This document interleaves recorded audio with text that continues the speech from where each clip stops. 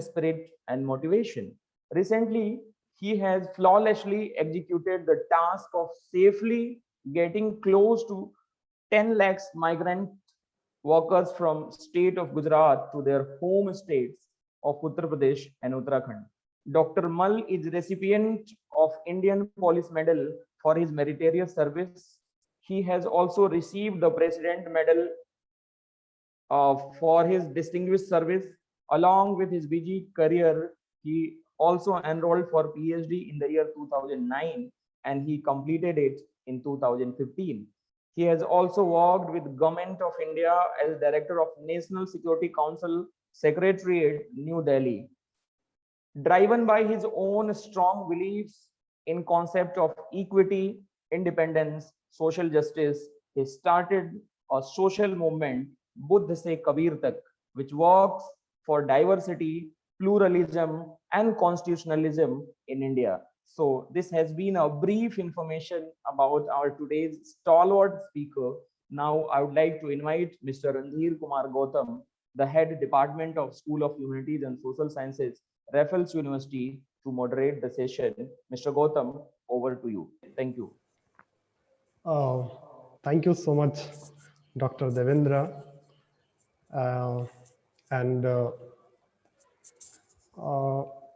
First of all, I welcome Honorable Speaker, Dr.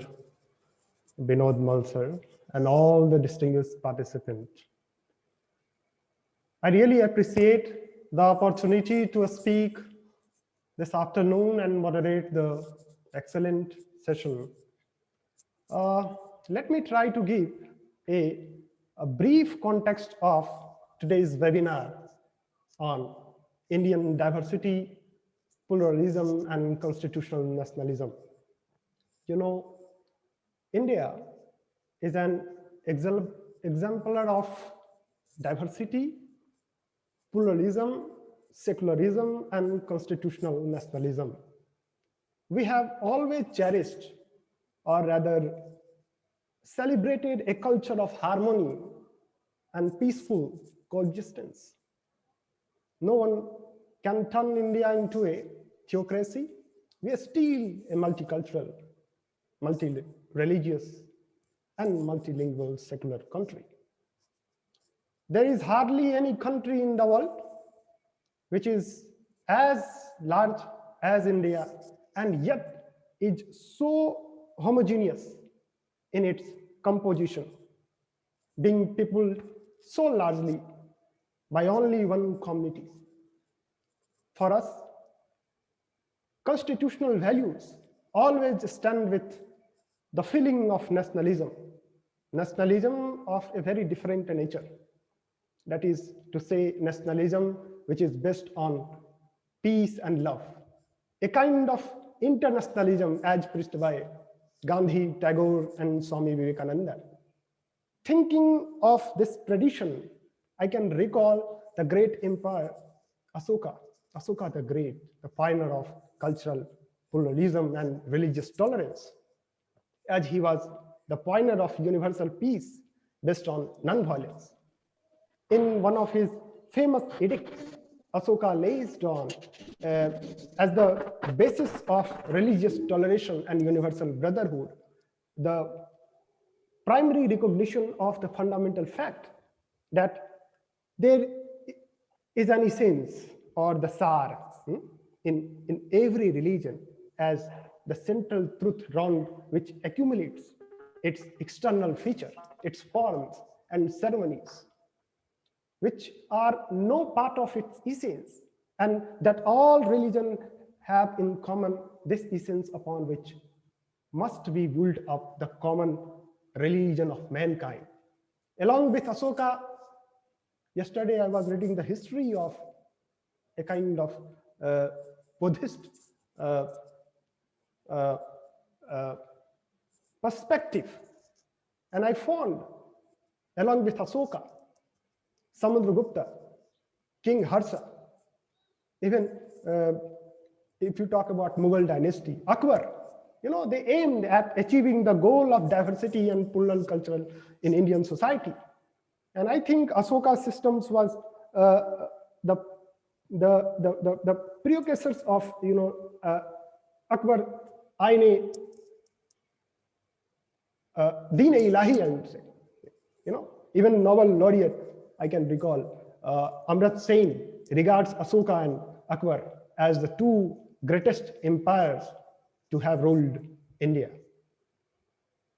Our culture, always celebrated social significance of descent, be it Buddha, he fought against casteism in India, Orthodox Hinduism, be it Charvak, be it Kabir. Professor Davids in his Buddhist India, gives a clear account of democratic republic such as Sakas, Lichvis, Kolis. It is, and I believe Buddhism, Kabir movement, and Vedantism, are philosophy and religious system which are essentially democratic, and it has deep impact on today's modern outlook of Indian constitution as well. As far as Buddhism is concerned, it has completely disappeared from country. It is a phenomena which is very difficult to understand. Why we forget that legacy? Although Dr. Bhimrao Ambedkar, the father of Indian constitution, tried to popularize the idea of Buddhism, it is easy to understand, why he preferred Lord Buddha rather than Karl Marx in his idea of emancipation of society. Because Ambedkar was a great constitutionalist. For him, minorities are the measure of protection. Minorities are the measure of justice. And he incorporated the idea of freedom with Buddhism. And he said, the test of any democracy for him, three important principles: liberty, equality, fraternity. And when these are absent, we can call it any country a democracy, form of government lacking the spirit of democracy. Ambedkar once said, he brought these ideas, three principles, from Lord Buddha, not French Revolution. Democracy must provide for freedom of thought. Is with the view of political freedom must yield to a spiritual freedom. So when we see in that context, a kind of celebration of idea of cultural pluralism and diversity are the hallmark of India.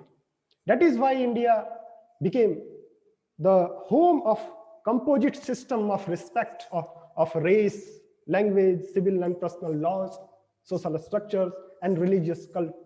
In fact, if you see the impact of Hinduism, Hinduism by its very comprehensive synthesis, one of the most potent force for building up the notion out of the most divergent element. So far as the constitutional nationalism is concerned, I would say Baba Sahib Ambedkar is the pioneer of Indian idea of, say, constitutional nationalism. Gandhian insight, which underlined the power corrupts and absolute power corrupts absolutely. That is why Ambedkar gives primacy of constitutionalism over nationalism. Democracy, he said, democracy is ultimately judged by the social and economic equality it creates in its all section. We should never forget why the elements of constitutional morality that Ambedkar is so concerned about, right? Although we can see we are a kind of facing problem, right? Of we don't have a scope of dissent in political arena, which is not a good sign for our democracy, not good sign of cultural diversity and pluralism.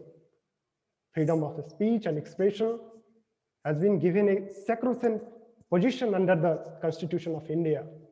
And in the wake of such conflicts regarding the essential of social public life, many take resources to the Constitution, which underscores the philosophical principle of unity in diversity and diversity and unity. Right? With these observations, And these considerations, I would like to conclude myself. Now I would like to invite Honorable Speaker to kindly deliver on the lecture on the very topic, Indian diversity, pluralism, and constitutional nationalism. Sir, over to you. Thank you, Randirji, and thank you, Shri Devendra Tiwari ji, for the introduction. And I am not sure whether did Devendra Tiwari ji get details from about, and he introduced me. I think he knew more details than I know about myself. I think he gave a quote which I really, can't recollect where it was published, but it was published in some magazine very, very long back, maybe more than 2 decades ago. But thanks for making those efforts to introduce me. I'm really grateful to thank you, sir. Thank you. Raffles University to give me an opportunity to interact with the students and faculty. When I spoke to Randirji, I'll confess that, very humbly confess that I really didn't know the location of the university. Though I had heard this name, but exact location I was not aware. And when Randirji told that it is about 100 plus kilometers from Delhi in Rajasthan, I looked for its images on Google, and I found a beautiful campus with hills around and a lot of greenery. So it was a beautiful feeling.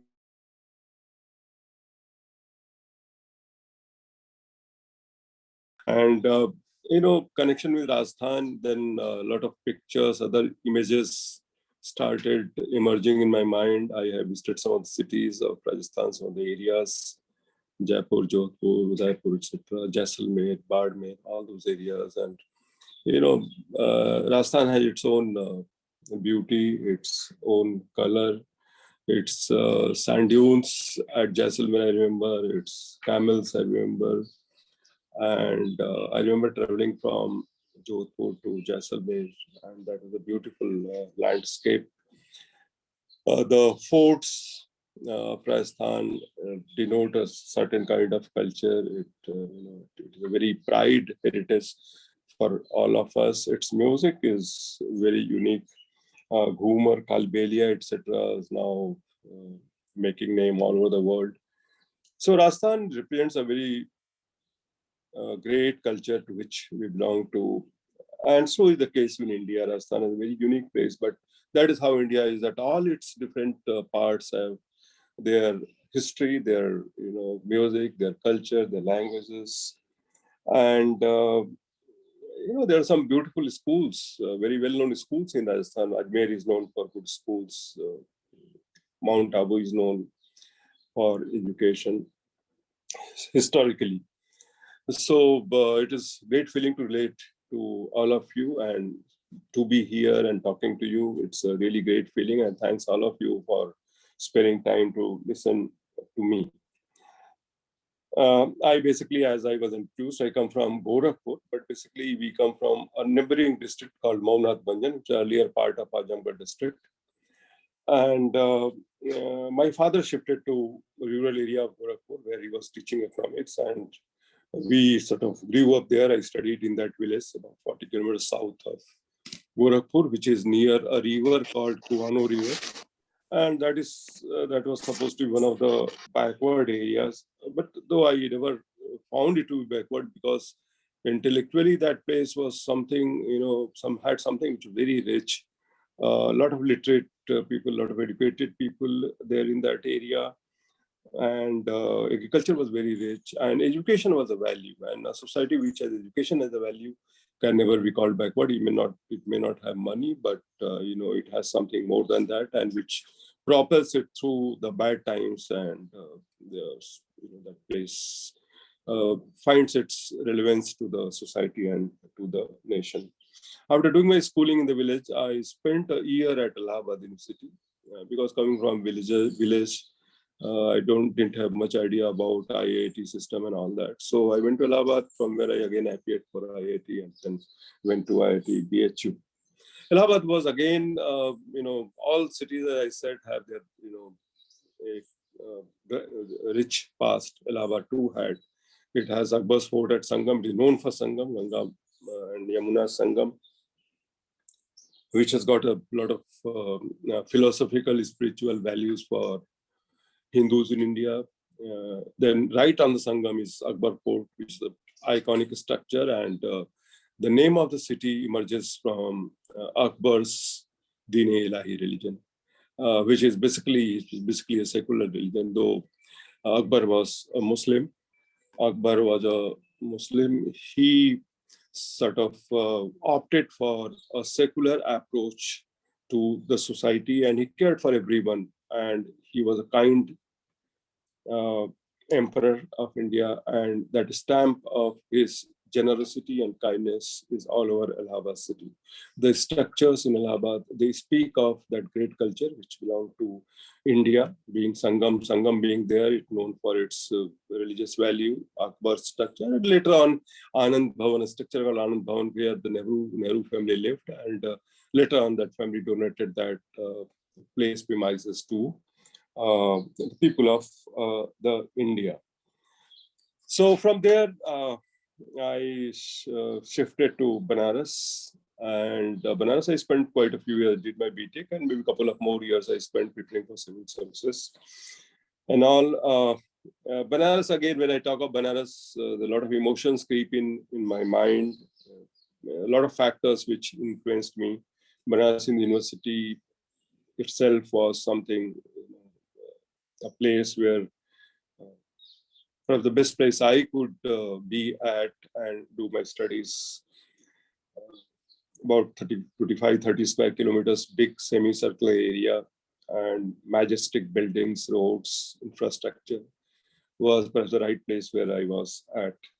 Ganges, River Ganga, you all know, has special importance in the lives of all of its Indians, not just Hindus, but it represents, flow of different cultures. It has seen history, it has seen Buddhists, Jain, Mughal, English, everybody it has seen, and it represents, in a sense, symbolically, it represents the confluence of different Indian cultures which have existed together.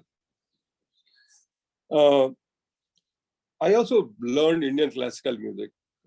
I'm saying all this about myself just to, it is actually part of what I'm going to talk. So a little bit of that I will tell. So I set a context, and then we'll, because I don't want you to, listen to a theoretical talk. I like that. Let us talk something which all of us can relate to and maybe feel happy about this great country and the great culture. So 3 years of Hindustani classical I learned, a few ragas I could pick up, and that was again a great experience. Banaras Hindu University Library was again another great experience. It was created by King of Baroda, Siyajirao Gaikwad. It is named after him only, and it again a huge structure where lakhs and lakhs of books were there when I took my admission in 1979. And when I landed up first in that library, I couldn't really believe it. I could hear the name of authors, philosophers, scientists in my childhood, but I could never imagine that, I could see those books which were written by him and seeing all of them together. Anybody who looked for, and almost it will be there. So it was either Premchand or Agge or Nirmal Verma, the Hindi literary great authors, or philosophers like, the Sarnath or Kafka, or Radhakrishnan, great philosophers of that level, and scientists, of course, science was a subject. So any science book you're looking for, in all likelihood, will get that. So that library had a great influence on me. There are other places which also they mattered a lot to me. One was Sarnath, where Buddha gave his teachings to his 5 disciples when he got the enlightenment, and that place is there, Sarnath. And there are many other structures and places which represented the rich fusion of linguistic groups. Bengalis are there, Marathis, Tamil, Gujaratis, Hindis, Biharis, Sikhs, Jains, everybody there lives in that city. And if you see the skyline of that city from while flying in a helicopter or maybe airplane, you'll see that it has a sense of every part of India, and it really represents India in its cultural and spiritual sense. So I lived in a city which was representative of India, though it is called the Hindus' religious city. I'll describe it as it is India's representative city in its details and in its beauty. And while living there, you continuously realize that you are living a history. You are part of history, which is old as well as it is evolving. The beauty of that city is it is liberal in character. Difference of opinion is not a problem. There you can live, you can have different views, you can argue, but at the same time, there is space for everyone. And that is why a person called Kabir came later on in the history in the 15th century, and who revolted against the very regimented Brahmanical order, which was exploitative in nature. Perhaps it was the city of bananas only which could, produce such a icon called Kabir. Similarly, Ravidas was another person who sort of questioned the Vedantic character or the ritualistic character of Shankaracharya's Advait philosophy, though he himself believed in the monoist God, but the rituals he rejected, and he believed in the equality of a human being. You also feel that you are part of the musical legacy of India, where Ravi Shankar came from, Bismillah Khan, Mrs. Rajam, Uday Shankar, and many other, Kishan Maharaj, and many other great musicians, singers. They come from that city. Similarly, if you see the literary history, you will find Premchand, you will have Jashankar Prasad, Bhatendra Harishchandra, Namor Singh, and many other great literary personalities. They come from that place. So living there gave you a confidence, self-confidence, and also the sense of belongingness to India through its cultural, religious, literary, and cultural mediums. And that realization is really, really beautiful. And the most importantly, it also reminds of one thing. The Banaras Hindu University was established in 1916 by Pandit Madan Mohan Malviya, and the inaugural program was presided over by the then Viceroy, who was the head of British Empire in India. And it was open program in the amphitheater, and it was Gandhi's first public program after return from South Africa. And that was the place when he openly criticized the dictatorial attitude of the British Empire in front of many the academic body of the university, and also a lot of representatives who had come from different parts of India. Any peasant did Gandhi said that if the Viceroy was so scared that the Banaras city had deployed policemen all over the city, what was the need to come? Why was he scared of his own people? And that was something which really shook the people sitting there. Many people, they felt uncomfortably. Any peasant was also there right behind Gandhiji, and she started saying, please stop, don't say all this. But Gandhi was Gandhi, and Gandhi had the courage to say. The unique thing about him was that he could say whatever he wanted and whatever he thought was right. He also criticized the dirty Vishwanath temple. He said that it is filthy, it is dirty, and why Hindu religious places should remain like that if they are actually religious. So that history you belong to, and that feeling was great. And then it inspires you. I mean, all these things I'm telling because it really inspires all of us to make our country great, because succumbing to fear is something which doesn't go with the democracy. Democracy is to rise and speak against injustice, and what has actually happened in our history many a times. And making of our constitution is really representative of this phenomenon. So I will now come to the topic which Professor Randhir has selected for me. The topic is Indian diversity, pluralism, and constitutional nationalism. these 4 words, I think he selected, and I frankly speaking, I didn't say anything on that. I took it, whatever he said, because he was the right person, because he was deciding what the students should listen. And but these words are very important, and that is why I thought this is a good opportunity to talk about these words and how they, they are so relevant to Indian conditions in present. A few days back, before I actually start, a few days back, I had gone to Orissa and Mizoram. Those were the 2 states where which I had not visited in my life. All other states I had visited, but those 2 states were not visited by me. So I thought I'll not do justice to myself if any state of India remains unseen by me, because I feel that India has such a tremendous diversity and beauty, and every state, every part of India has something beautiful to offer. If I don't go there, I think I will not be doing justice to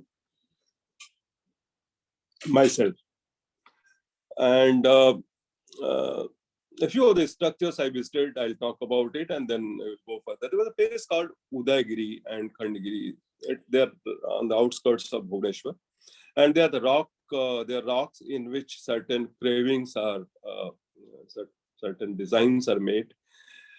Interesting part is that in the same rock you'll find Buddhist structures and the Jain structures, and also somewhere the Hindu structure. And that sets the agenda for today. One structure, one rock structure having Buddhism, Jainism, and Hinduism, 3 traditions in one place. It speaks about the Indian diversity, that they coexisted together 2,300 years back during Ashoka's time. Now, let us talk about the topic, Indian diversity, pluralism, and constitutional nationalism. We'll talk about Indian world first. So when we talk about Indian, it is obviously, it has been derived from India. And then the question is, what is India? Because we have to understand this word. I'll not go into too much of a theoretical this thing, but something which immediately comes to our thought process. What is India? It is the geographical boundary, political boundary on one side with Pakistan, North China, Northeast Myanmar, and things like that, Afghanistan, South Sri Lanka, and things like that. Or it is something else. It is Bharat Mata or Mother India, and what, if at all, it represents that sentiment of India, what it means. And to understand this, we'll have to refer the preamble of our constitution, because preamble of constitution, though a lot of people say, and we also read in NCERT books, that it has been picked up from 3-4 countries like Ireland and US and things like that. But my feeling is that, no, it is not true. India's constitution and its spirit, its essence has been picked up from the history, culture, and the traditions. When we talk about our constitution, the fact comes to our mind that it was created by people like Dr. Ambedkar, Nehru, Gandhi, and many others. There was a constituent assembly and they created it. Let us talk about Dr. Ambedkar.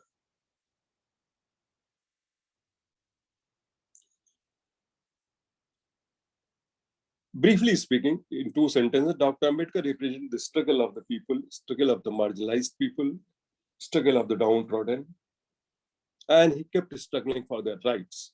In nutshell, in one sentence, if I have to say, I can say like that. And that is reflected in our constitution, in the words like equality, in words like removal of untouchability in our fundamental rights, Article 14, 15, 16, and the word justice, social, economic, and political right in the preamble. So these are, we can straightway relate. I mean, not that other people didn't talk about this. Nehru, Gandhi, everybody talked about these issues. Subhash Chandra Bose, they talked about this. But Dr. Ambedkar can straightforward be related to these words.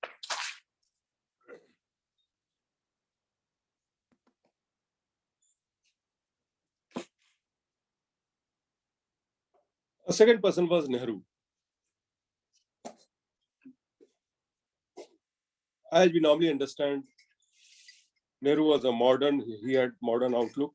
He was secular. He has deep insight into Indian philosophy, history, and culture. This is not many people know, though there is a book called Discovery of India, But as not many people have read, they don't know that Nehru had a very deep insight into Indian culture, religion, philosophy.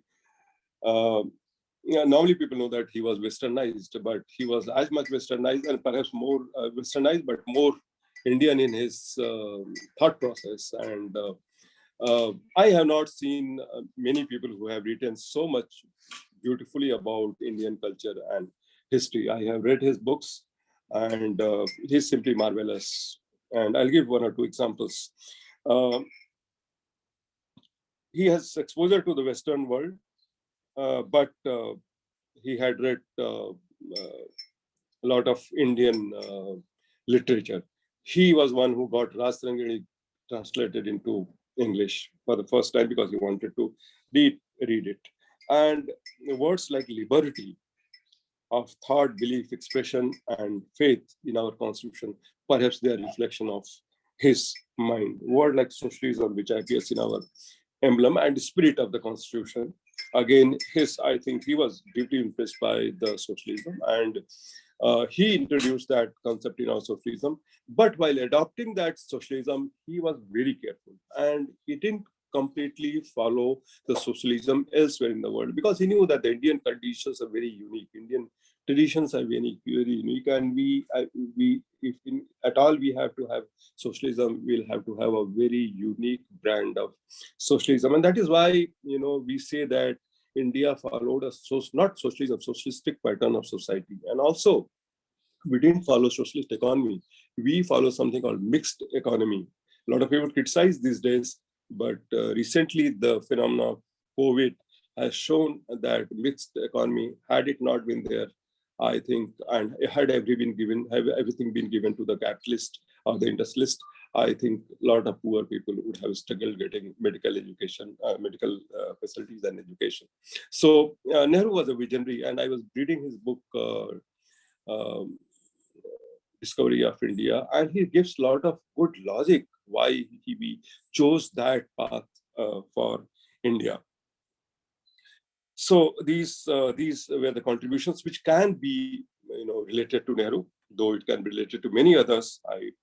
I'm trying to make all of us understand the background, how it has come. But it cannot be necessarily related to a single person, but certainly, I mean, his contribution was immense. And third person I will talk about is Gandhi. Gandhi came from a traditional Hindu family. He studied in United Kingdom. He practiced in South Africa. He fought against discrimination in South Africa. A few interesting things about Gandhi. He had a guru called Srimad Rachan, who was a Jain sadhu. And not many people know that he was deeply influenced by the Jain philosophy and Jain tradition. And later on, I will tell that how that influence of Jain tradition helped Gandhi to follow Sarvodham Sambhav, and why he could allow Bible, Quran, Gita, all of those books to be read in his Sabarmati ashram.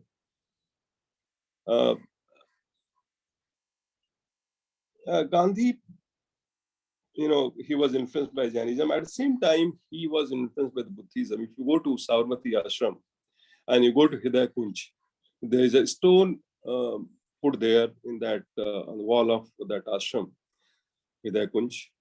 And it is said that it is similar to Gandhi's. This place is where Gandhi started his Dandi March in March 1930. And this is the place where he took upon the Dandi March and challenged the British Empire. And it further says that this Dandi March was similar to Mahabhinishkraman of Buddha, Gautam Buddha. Mahabhinishkraman means leave the world in search of the knowledge. He left everything. He left his palace, he left his kingly clothes and everything, and he left this his palace in search of the truth. And Gandhi's march, Dandi March, was similar to search of the truth. Gandhi somewhere defines dharma as non-violent search of the truth. And this is so correlated. And when you get into these details, we find that Gandhi represented India so completely and so well. He was related with Jainism, Buddhism, And also I will talk about how he was influenced by the Advaita Vedanta of Shankar. Gandhi, everyone knows that he was fond of peace and non-violence, and peace and non-violence were important mediums through which he fought against the British. Advaita Vedanta, briefly, was given by Shankaracharya, and it believes in one God. It believes in unity of God. God is one. That is the only truth. That is what Shankaracharya said. There is no other truth. Rest is all illusion, Maya. And under the ignorance, we tend to believe that the world is real. But when we get rid of ignorance, we become one with Brahma. But Shankaracharya says that to attain that knowledge, to get rid of that ignorance, we should follow certain methods. That method is yam. And yam, he said that there are many things, but important part of that is satya and ahimsa, truth and non-violence. Only truth and non-violence, and doing few other things, you can attain nirvana, you can get liberated. So Gandhi picks up those two important principles of peace and non-violence from Shankaracharya. Now you see how Gandhi represents a wide spectrum of Indian tradition, right from Buddhism, Jainism, and Vedanta, which is so diverse, so different from each other. But Gandhi represents all of them, and he doesn't find conflict, because he picks up something from here, something from there, something from Buddhism, something Jainism, and something from Islam, and principle of equality he picked up from Islam, and that is why he didn't have any problem. You see, he believed in unity of God, monoist. When he said Ram, he didn't believe in those going to the temples and worshipping statue of Ram. For him, Ram was that one Ram, unity of God, which is same for Hindu, Muslim, everyone. And that is why his famous bhajan, Ishwar Allah Tero Naam Sabko Sanmati De Bhagwan. Just see this connection. How easily he could say Ishwar Allah Tero Naam Sabko Sanmati. For him, God was one, whether it was Ishwar Allah. And all of great Indian philosophers believed in that tradition. In that respect, he was similar to Kabir. Not many people will relate Gandhi with Kabir. Kabir also believed in Advaita form of God, but he rejected the rituals. He said that these books, these Vedas, these Upanishads, all that is nonsense. That is all means for exploitation of the downtrodden in the society. You don't need those things to attain to God, unity with the God. You only need to love God. That feeling itself, that complete realization that you are part of the God, you are one with the God, is enough to take you to the God. If you are doing something else, you are still under ignorance. And that tradition comes to Gandhi. Gandhi has never talked about Kabir, at least to my knowledge. But while I went in detail to study Advaita Vedanta, Kabir, and Gandhi last 2-3 years, I could relate straight away Shankaracharya, Kabir, and Gandhi. But Kabir and Gandhi, I find that revolutionary spirit is same in both. Kabir was blunt in criticizing the fundamentalist. Gandhi was equally blunt. Not many people know that his peace and non-violence did not mean that he was meek. He will say, as I said earlier, he will say whatever he wanted to say. And that all of this gave capacity to Gandhi to respect all the religions, and that is why he came with the concept of Sarvadharma Sambhav. And that is reflected in our constitution. All these three people, and many others, of course, but what I'm talking is how this Indian tradition is ultimately culminated into our constitution. And that is why, the topic so intelligently chosen by Ranveer ji, the diversity, pluralism, and the constitutional nationalism. The nationalism can only be constitutional, and because constitutional, why constitutional is that it comes from the 4,000, 5,000 years rich heritage, history, culture of India, which is culminated in the constitution. And freedom, let's talk about our freedom struggle. Our freedom struggle was not just against the British. If you refer to what was happening during that period, it was much more than that. Gandhi used to say that my fight for freedom will not be complete unless we achieve Hindu-Muslim unity. He said it will not be complete unless we remove untouchability. He was very clear in that, and he kept saying that. And on 15th of August 1947, when India became free and there was violence in Bengal, he was a sad man. He said, it is not the India, it is not the freedom I was fighting for. It is not complete where there is a violence, Hindus killing Muslims and Muslims killing Hindus. So the fight for independence was just not against British. It was against untouchability, against people who created hatred in the society in the name of religion. He was fighting against the Islamic fundamentalist. He was fighting against the Hindu fundamentalist. I think if you see his journey after return from South Africa, throughout he was struggling to get Hindus and Muslims together and fighting the fundamentalists. And the tragedy was that it were the Hindu fundamentalists who attacked Gandhi 6 times before he was killed on 30th of January 1948. First attack took place in 1934. And who attacked? There were people who thought that Gandhi's talk about untouchability will destroy the Hindu system. We should know all this history. And unless we know, I think we'll make mistakes in understanding India. So contribution of all these people has given words like sovereign, secular, socialist, democratic republic, our constitution represents. If you read I'm picking from the emblem, from the constitution only, the preamble to the constitution, words like equality, justice, social, economic, political, liberty, and ultimately people of India, they themselves have given these constitutions to ourselves.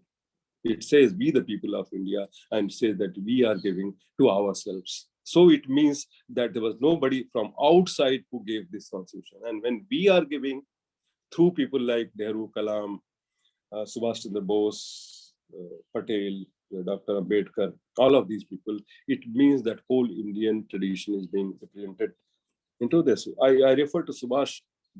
Subhash Chandra Bose also.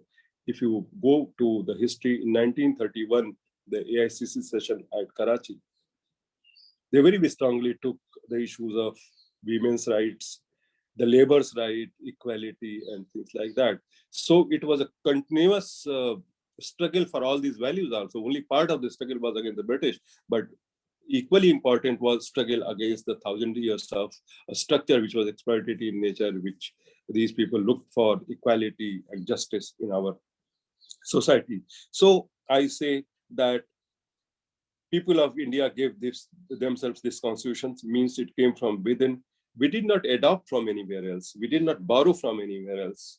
We did not copy from anywhere else. But our history, culture evolved into the present constitution. So diversity, the multiculturalism, the pluralism, all of things put together, it resulted in our constitution. And that is the beauty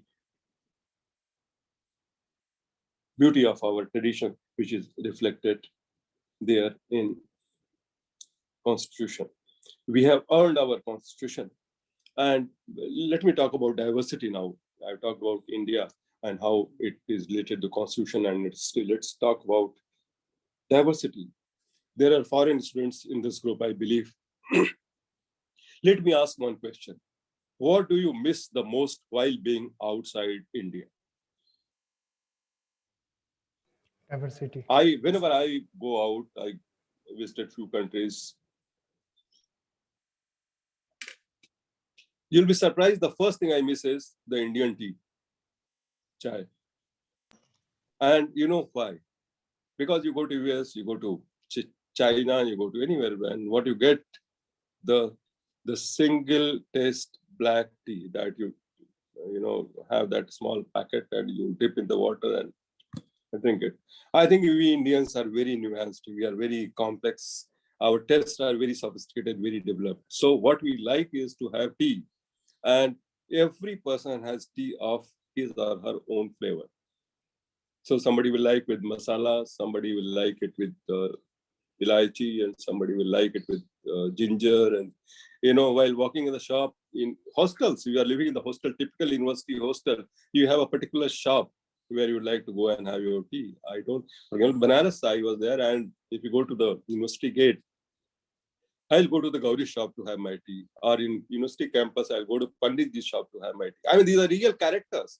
These are real characters. You will not find such Panditji or Gauri anywhere in the world. This represents the essence of Indian culture, the diversity. Every inch of India is full of diversity.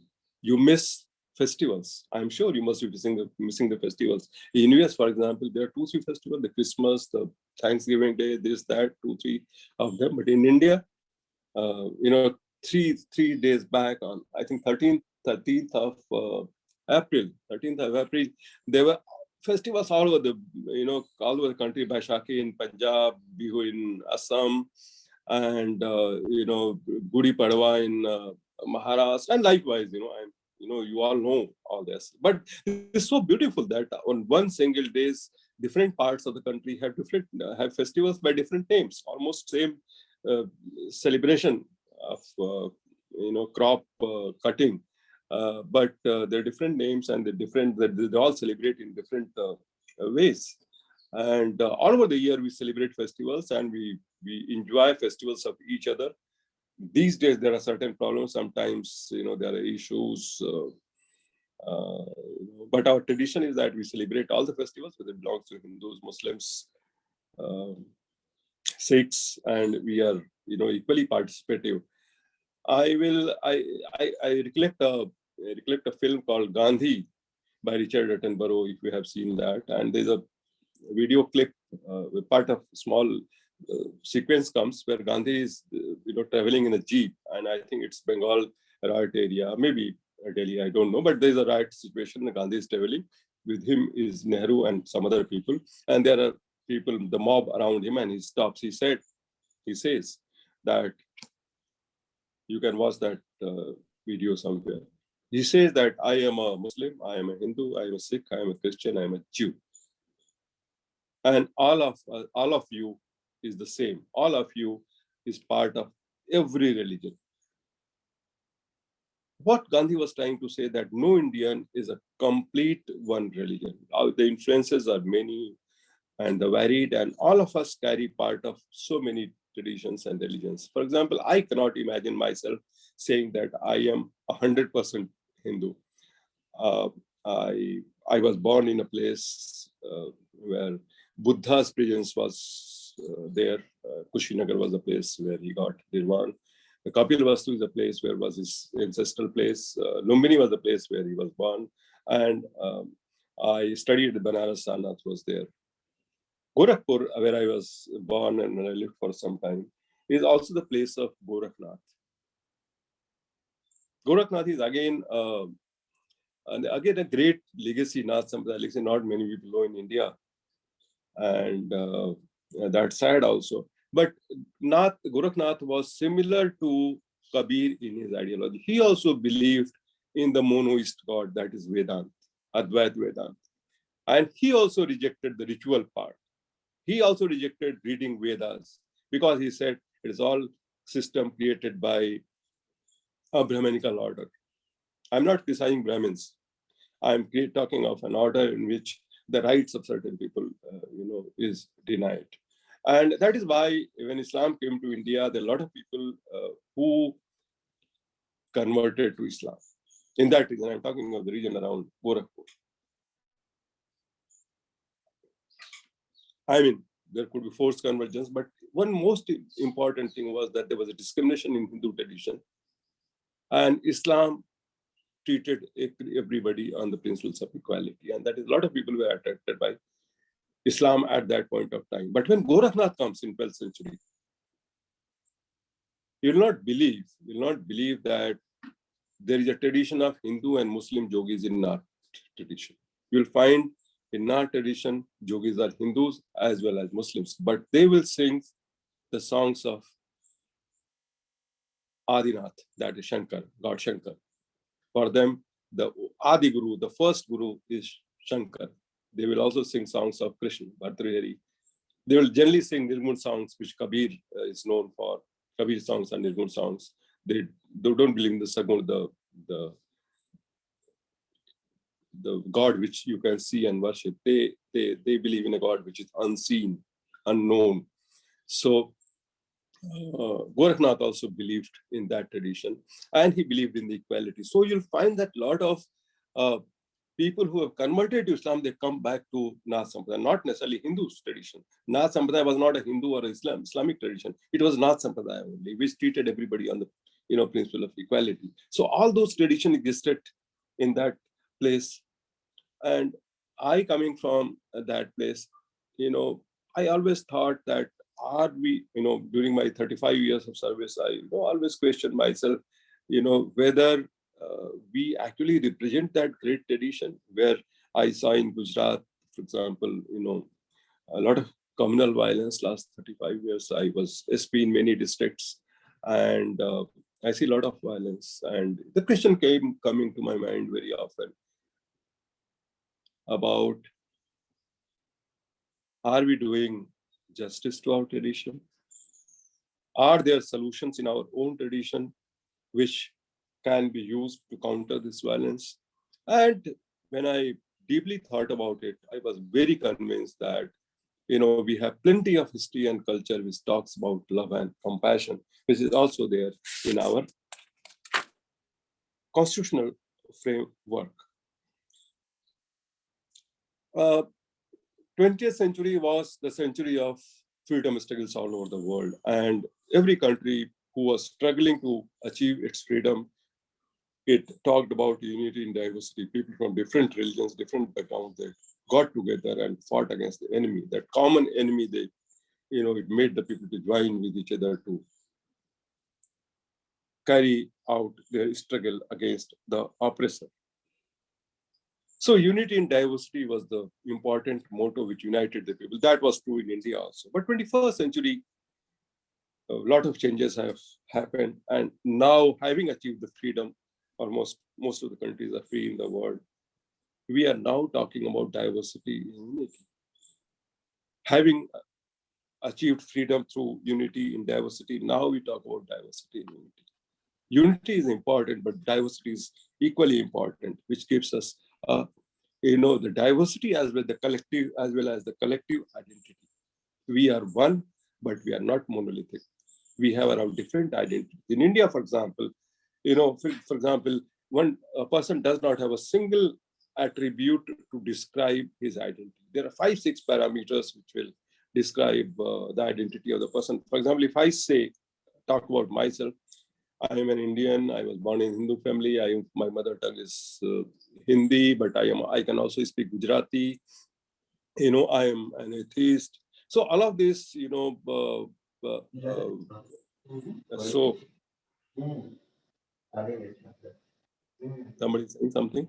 So this diversity and unity is representative of a composite culture which has evolved over the thousands of years. And composite culture is not the mere sum of different cultures. It is not Hindu plus Islam plus Christianity plus Sikhism. It is much more than that. When we put all of them together and have the fusion of those different cultural streams, we have a more powerful, more cheerful, more vibrant, more positive, and more enjoyable society. And that is what India is. And that is why I was talking about tea. Tea is not just what you have in New Zealand or England. It is a much more beautiful, refined method of living life.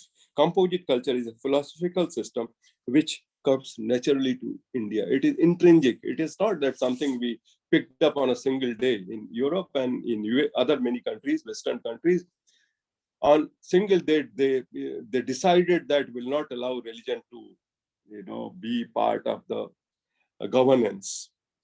And they adopted, the secularism. But our secularism is not that kind of secularism. Our secularism and the composite culture is intrinsic to our living for thousands of years. When the world did not have a single religion, 2005, 2016, 600 years back, we had Buddhism, Jainism, Hinduism, even the atheist tradition in India. So when the world civilizations were in forests, we already had gone much ahead. And Buddhism, as you all know, that it's so popular most of the country. I mean, there are a lot of problems also Buddhism. I mean, Buddhism stood for, the rationality. But, there are a lot of rituals now associated with Buddhism also. So we have evolved secularism, and that is what Sarva Dharma Sambhav as given by Gandhi. So Gandhi gives very beautifully puts that evolved secularism in form of Sarva Dharma Sambhav. Briefly talking about this evolution in 2000, last 3,000 years, which has happened.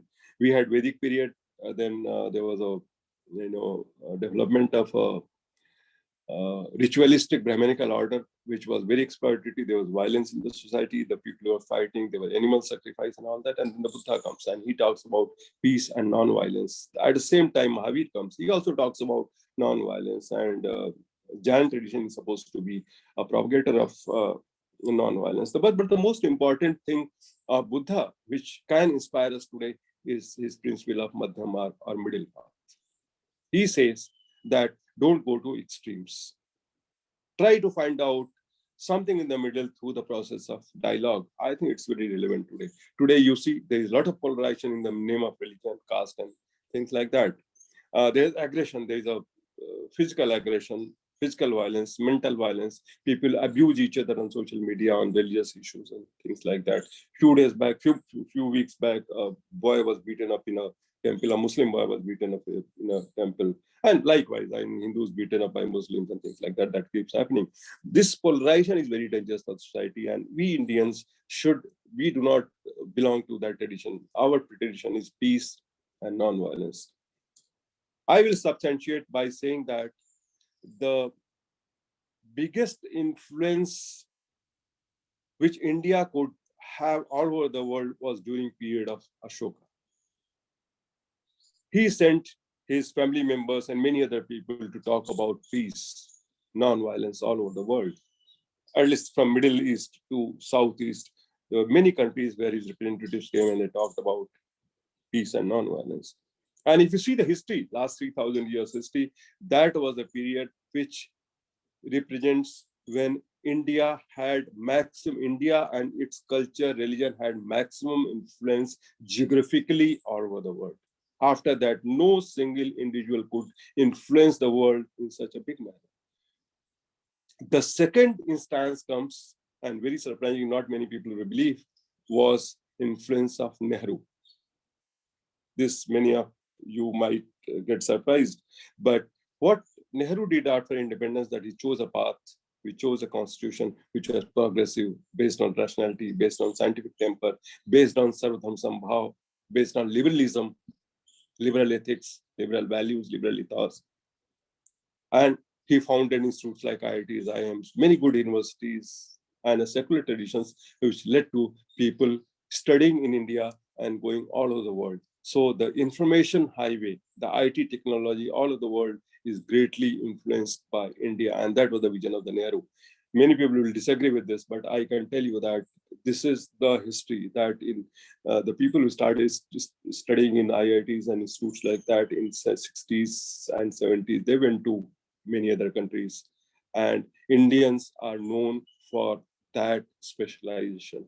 And that is the influence India could get. So whenever India is liberal, whenever we talked about Sarva Dharma Sambhav, whenever we talked about peace and non-violence, we could influence all over the world. Whenever we talked about rationality, we could influence the world. But whenever we were narrow, we were conservative, we were insecure, we were trying to save ourselves, and we were create imagined enemies in the name of religion and all that. That was the period when we deteriorated. That happened in the beginning of the first millennium, second, third, fourth century. The Jainis, the Buddhists, the Hindus were fighting with each other because they were not, they were not liberal. They were all conservatives, very segmented understanding of life, trying to save their turfs. And that is the period when there's a downfall of that culture. So whenever you want to grow your influence all over the world, you have to be liberal. And that is how you see even post-independence, how we could think of non-aligned movement. Nehru wanted a special place, and I mean the government, not Nehru personally. The government wanted a particular role for India because India represented a great culture, great tradition, great history. And it would not just do justice to itself, it just followed US or just followed USSR. Because our great legacy didn't match with them, our priorities didn't match with them, our thought process did not match with them. So India has to think bigger. It has to think big if we have to do justice to ourselves. So after that, Buddha comes, the Jain come, and after that, again, as I talked about the violence during the beginning of the first millennium, and 8th century comes the Shankaracharya again. And Shankaracharya comes with a new idea of Advaita Vedanta. And that is very logical, based on rationality, something like Buddha. Buddha also talked about rationality very importantly. He said that don't accept anything without logic, without rationality. He gave a theory called theory of dependent origination, theory of pratitya samutpad. He gave that. Shankaracharya, while reviving Hinduism, giving a very, very strong logic of Advaita Vedanta, he took certain positives from Buddhism. He took the concept of mathas. He also took concept of shastrarth, dialogue, which Buddha developed. Buddha said that you don't accept anything without. That was also picked up by Shankaracharya. And the tradition of dialogue continues. And that was a beautiful period. Post Shankaracharya, there's a beautiful tradition of Bhakti Marg in India, where in the Vedanta tradition itself, Ramanuja questions Shankaracharya premises of Advaita Vedanta. He said, Advaita Vedanta, all right. But if I want to worship my God, I want to have my personal God, how does Advaita Vedanta help? And he gave the theory of Vishisht Advaita, where he says that Advaita is all right, but I will like to have my God whom I worship. Jiski tasveer, I want to have the picture, I want to have the statue, I want to dance, I want to sing. And the tradition of dialogue continues. The discussion, the dialogue between the Ramanujas and the Shankaracharya is called the Saptanupatti, about the relative position of Atma and Brahm. And this tradition of dialogue continues even with the Madhvacharya, who gave the theory of pluralism. I will not go into those details, but I would say that later on the Kabir comes, and Kabir revolts. He said, all that is bullshit. All that is nonsense. You don't require any of that. You just require love for God to achieve liberation. That tradition continues. Aurobindo comes with integral Vedanta. And Vivekananda was a very, very, very strong pillar of our Indian tradition. I am reluctant to say Hindu tradition because Hindu tradition is not something very monolithic, because Hindu tradition is not something one or 2 points which we can describe with. Hindu tradition is atheist, Advaita, everything. So I would say that Vivekananda was a very, very strong pillar of Indian tradition. When he says in 1893, Chicago, the famous quote, all of us know, but I'll just read it because it is very inspiring. It inspires me whenever I read this. He who is Brahm of Hindus, the Ahava Mazda of Zoroastrians, Buddha of Buddhists, Jehovah of the Jews, and the Father in heaven of the Christians were all one. That which exists is one. The saints call it by various names. And see this, this thought process flowing right from Shankaracharya, Ramanuja, Kabir, Vivekananda, and it comes to Gandhi also. See this continuously flowing. I mean, there are, Indian tradition is not static. It is not like Plato or Aristotle or Spinoza, where Plato talks about idea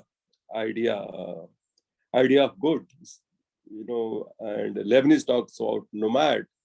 They're also monoist, talking about monoist God in some way, but their monoist God is abstract, knowledge-based. Our monoist God is something related with very life. Vivekananda says, it is all useless if the farmers and labor of this country remain hungry. Your temples are useless. Jeev seva hi sachi Ishwar seva hai. Serving the people is the greatest service of the God. So you see this beautiful relationship between philosophy and tradition and the people's lives. And the greatest asset of Indian tradition is that all philosophers, all great saints, whenever they talked about philosophy, they never forgot the lives of the people. You take Chaitanya Mahaprabhu, you take Narayan Guru, you take Narsi Mehta, you take Kabir, any of them, any saint you take, and he talks about the people of the right. Chaitanya Mahaprabhu tradition, they took Dalits along with that tradition where they were not allowed earlier. Similarly, Namdev, Tukaram, they also, they started the tradition of Dalits coming to the fold and reading Vedas and all this. And Nanak, he took his couplets, poems from all different parts of the country, including Kabir. And people say that Golden Temple has 4 gates to symbolize that people from the different religions, Sikh, Hindu, Muslim, Christians, everyone can have access to that temple. So this is so beautifully, intrinsically woven in our tradition that, and it has kept evolving. It was not static. You see, we have learned, and when something new came from outside, it didn't remain uninfluenced. I talked about the Bhakti tradition of Ramanuja and Madhvacharya, etc. But you talk about Sufi tradition. Sufi tradition, Islam believes in strict monoist God. For them, Allah is the only reality. But when it comes to Indian soil, there are people who say that we want to worship, we want to love our God, we want to pray, we want to sing, we want to dance. And we all know that the Sufi dance, Sufi Kathak dance, Sufi singing is very popular in India. And it happened, the Bhakti tradition and the Sufi tradition, they developed in parallel. And that also shows how related the Hindu and the Muslim traditions were. There, those who believed in unity of the God, you call it Sufi, you call it Bhakti, but it's all basically one. If you see the essence of both these traditions, they talked about one God and they talked about love. And that is what we need to realize. When, some people, there's, the Muslim singers sing of songs which has words like Ram, Krishna, etc., Shankar, etc. And sometimes Hindus sing songs, Sufi song, where they use word like Allah and all that. Many people wonder how this is possible. How can they sing like that? But they don't realize that they're beyond that. They're gone beyond that distinction of Rama and Allah, those words, because for them God is only one, unity of God. Even Nehru, who was an atheist, somewhere I found that he says that I am an atheist, but whenever I travel my path of atheism, I find myself very close to Advait Vedanta. You read somewhere. He was Western influenced by Western thought process and Western civilization. But he beautifully says that as an atheist, I am, while I going, further in life, I touch Advait Vedanta, and that is something which attracts me. He was honest enough to confess. So that's the beauty of India. I wanted to talk of this, and I'll now take 2 minutes to finish my talk because I think a lot of time has gone. So, as Randhiji said, that I have initiated a movement called Buddha Se Kabir. The Buddha Se Kabir, basically, it talks about the diversity, pluralism of Indian society, and we are fighting against the hatred and aggression in society. We say that using these inspirations from the people I talked just now, we can certainly find a middle path. We can certainly find the methods of dialogue to solve our disputes, solve our conflicts. Hatred is not required. You understand the religion. Hindu religion is not a monolithic religion. Even Islam is not a monolithic religion. In India, we are, developed a very, very unique brand of all these traditions. And violence cannot be a solution to us. And therefore, if we have to have any nationalism, it has to be constitutional nationalism, which is based on equality, liberty, and justice. And this is what Budh Se Kabir Tak movement talks about it. Any of you are interested in joining that movement? We have a website called budhsekabirtak.org. Similarly, we have Facebook page and all that. So you can connect, and you can find a lot of literature online on that. We have been trying to encourage people to write about it in our group. It is a group of about 100 people and group of very talented young people. We have a band also called Budh Se Kabir Tak Band. They sing songs of Kabir, social harmony, and all those kind of, and they're all volunteers, they're not paid. Everybody joins this movement on the voluntary basis, part-time, whenever it is suits to them. They contribute music, literature, theater. There's a theater group called Prerna Kalamanch. Those who are associated with us, they're dancers, they're literary people, they're journalists, they're scientists, they're engineers, all kinds of people. We have an IT team, we have a media film, we can make films ourselves, we have made few films.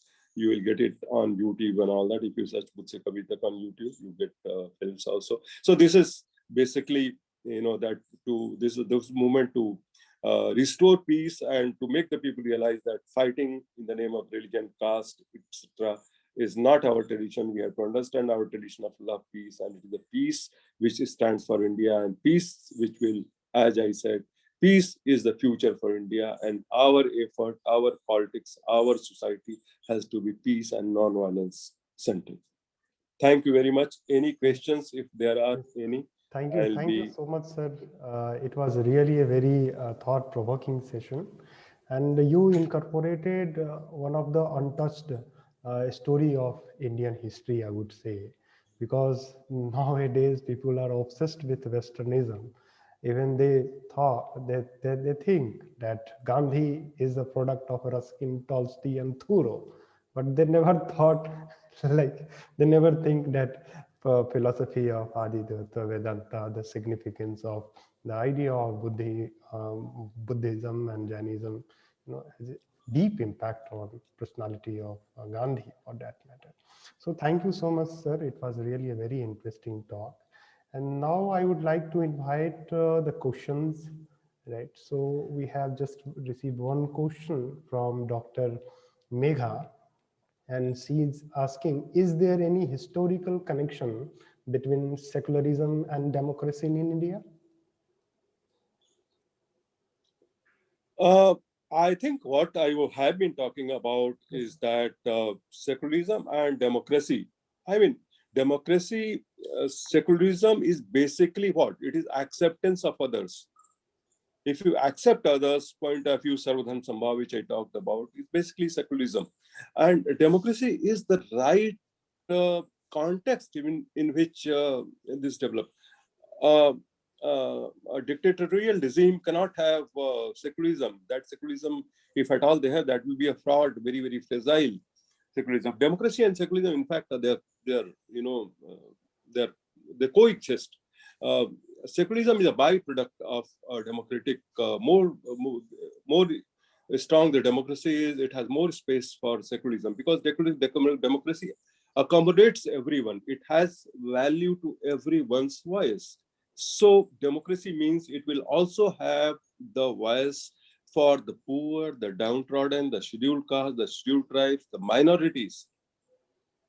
And that is why many times people feel that why we have been paying more attention to minorities. This is a question which normally comes up, that Nehru appeased Muslims, or Gandhi appeased Muslims. These are very questions which very normally comes. But any democratic leader will take care of the poorest and the marginalized people to the maximum extent possible. So whoever is sufferer, we should get the attention. But at the same time, Gandhi did question and criticize the Islamic fundamentalism also. He was the person where Hindus were being attacked in Noakhali in 1946-47. Gandhi was one person who went all alone. Those who were shouting of Hindu nationalism at their loudest voice, none of them went there. Gandhi was alone, and Gandhi was didn't know what is going to happen. He didn't have security guards. He went all alone. With him went one interpreter, Mr. Nirmal Bose, if I am correct, Yes, from yes, who was yes. the interpreter. NK And Bose. I think the Manuba accompanied him, and he went there and very aggressive atmosphere. But Gandhi went all alone. So I would say that democracy and secularism, as I said, it has evolved in India. We had republican system long back in our tradition. There were republics in Indian history, and uh, the fight for, as I discussed, the fight for freedom against the British was not just the fight for the freedom, but also the fight for the democracy, where everybody was equal, where Hindus and Muslims were equal, Sikh, Isai, Jews, everybody was equal, and it also talked about the justice. So I think we have our fair bit of struggle for democracy and secularism both, and as long as this democracy exists, I have faith that secularism is also exist. There are threats. We cannot take our secularism for granted because there are forces all across the spectrum which are not happy with the secular state. But I believe, and the Indian tradition says, our belief in the history and culture says, ultimately, peace and non-violence and equality will win. That is what Gandhi stood for. Thank you. Thank you so much, sir.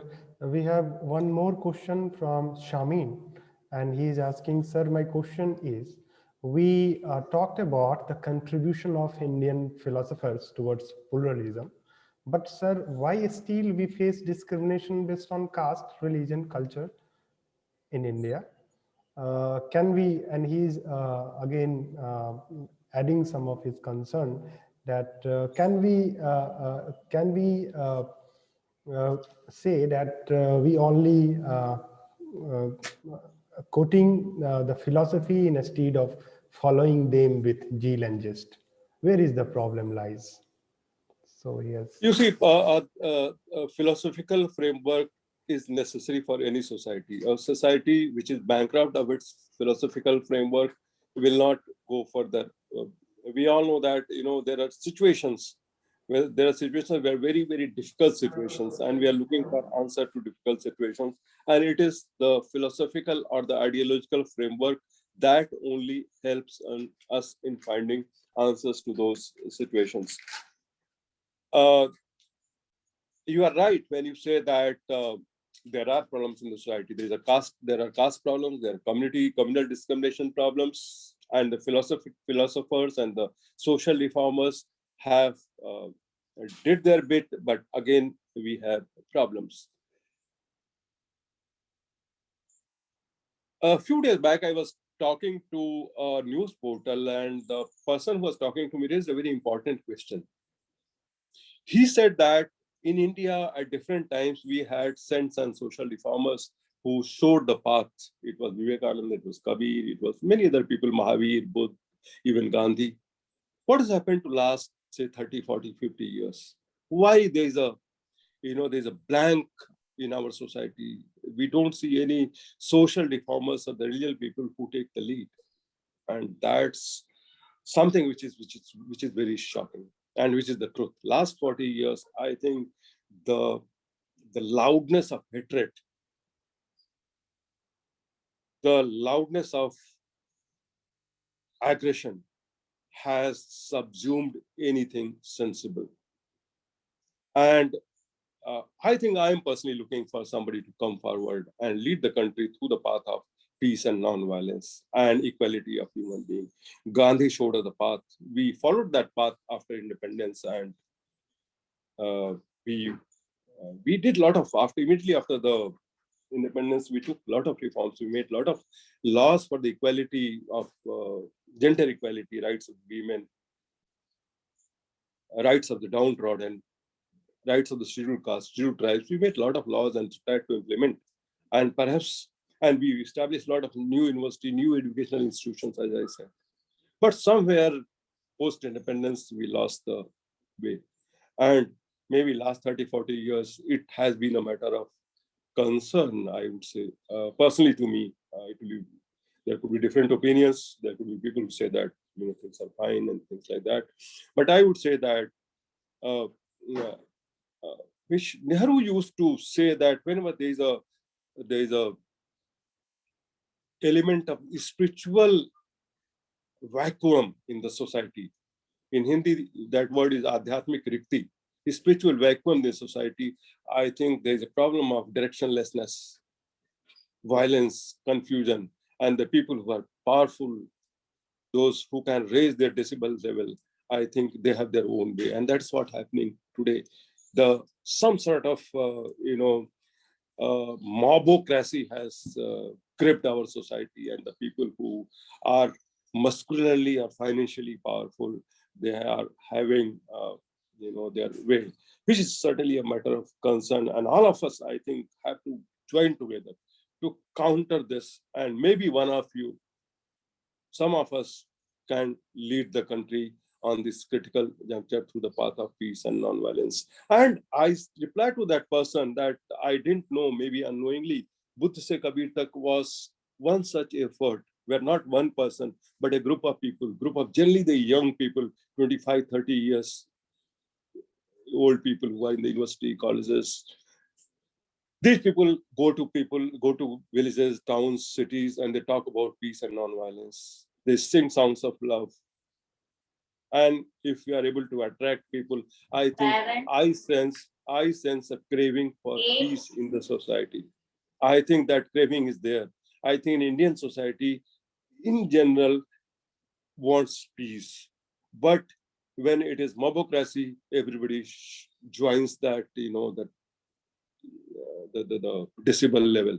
But I think within their heart, people like peace. And I think our effort is to get those people who are silent, who are silently becoming part of the mob where they don't want to belong to.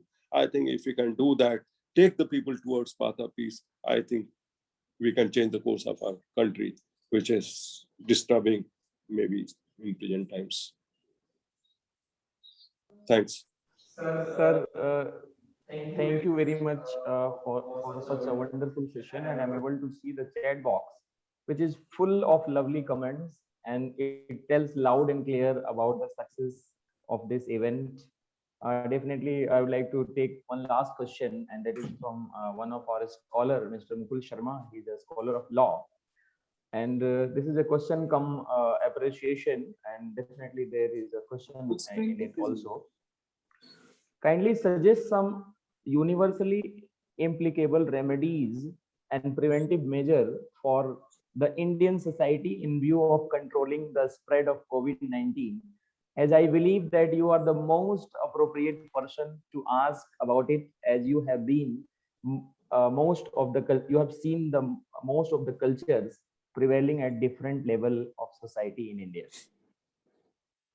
I think Indian people are very nice people. If you see 2020, when the lockdown was imposed, people followed whatever they were told to. So they supported the efforts of the government against COVID.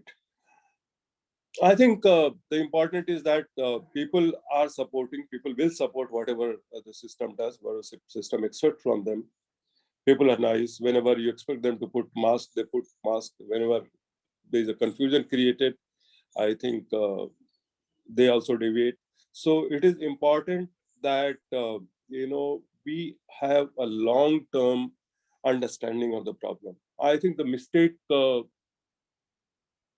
is not I'm speaking from in my official capacity, the mistake we made, which is responsible for the second surge, which we are witnessing, which is very bad. It was only because we didn't learn our lessons from what was happening all over the world.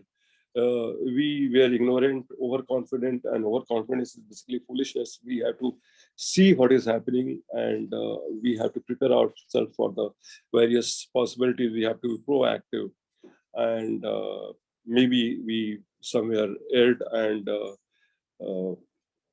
about people, I think people are very nice in this country, and they will do whatever. Maybe there are deviations, all right. People may be not using masks and all that, but I don't blame people. It is the message from the top, from the administration, the government, the police, and these organs. If we are clearly giving the message, I think people will follow. For example, Ahmedabad, in Gujarat, we are trying to impose without being very harsh, of course. And people are supporting, people are complying with whatever they are being told. So I would say that there is no single formula, anything. I think it is a very serious problem which everybody had to, cooperate and be on the same plane. And there has to be a long-term policy, and we have to stick to that course of action. I think that will be the solution. Thank you. Thank you so much, sir. It was really very interesting and very creative session, I would say, because the way you articulate the subject matter, very, very relevant and very, very Thank you significant. very much. So I want to talk to you more, but because of limitation of time, I have to end the session. Now I am going to invite Dr. Devendra to kindly deliver his vote of thanks. Thank you, Mr. Randhir sir, for giving me this opportunity. Really, I am mesmerized by listening the talk of sir. Sir has touched all the aspect of the given topic in such a simple and influensive way that it seems that his talks should go on and we keep listening. But definitely there is a limitation of time. And sir, as you have given me this opportunity to propose the vote of thanks, so let me continue with the same. Good afternoon, everybody. Once again, it's my honor and privilege to extend a vote of thanks on this august moment. I would like to thank everybody who helped directly or indirectly in completion of this webinar. Now, I would like to begin this vote of thanks with a quotation. Sir, this is dedicated to our honorable speaker of the day. If time is money, then our today's chief guest and resource person, Dr. Vinod Mal, sir has given us million. With this note, on behalf of School of Humanities and Social Sciences, Raffles University, Nimrana, Rajasthan, and Raise Global Foundation, USA, I would like to thank our chief guest and resource person of the day, Dr. Vinod Mal, the DGP of Gujarat, who graced us with his benign presence and guidance. Sir, you shared your experience with us on the topic Indian diversity, pluralism, constitutional nationalism. Your guidance is precious to us, sir, and definitely we shall inculcate the ideas pondered by you throughout your discussion. Thank you, sir, once again. We are grateful to our, welcome, sir. We are grateful to our chief patron, Dr. Justice Minavi Gombar, the esteemed chairperson of Raffles University, for being the source of inspiration and motivation for organizing such kind of activities. I must extend my vote of thanks to Deepika Dave, the CEO of Raise Global Foundation, USA, for being the source of inspiration and encouragement. I must say thanks to Professor Divakar Goli, Honorable Vice Chancellor of Raffles University. I extend my vote of thanks to our active participants, guests, audience, and everybody who contributed in making this program materialized. I'll be failing in my duty if I do not convey my sense of gratitude to our respected deans and heads, my fellow colleagues, my dear students at Raffles University. I would like to thank the technical team and other non-teaching staff of Raffles University for their contribution in this webinar. Last but not the least, I would like to thank the convener of this event, Mr. Randhir Gautam, the head department of Humanities and Social Sciences, and execution of such a wonderful program. It was a great talk, and our esteemed resource person, Dr. Mal, depicted on every aspect of topic which was decided to research further on discussed topic. Finally, thanks a lot to every. Will definitely will definitely increase our strength or the empowerment and betterment of your movement, because your movement is not your movement, it's a movement of India, Buddha Se Vihar. So we'll definitely increase our student. Thank you so much, sir. Thank you very much. Thank you. Sir, namaste.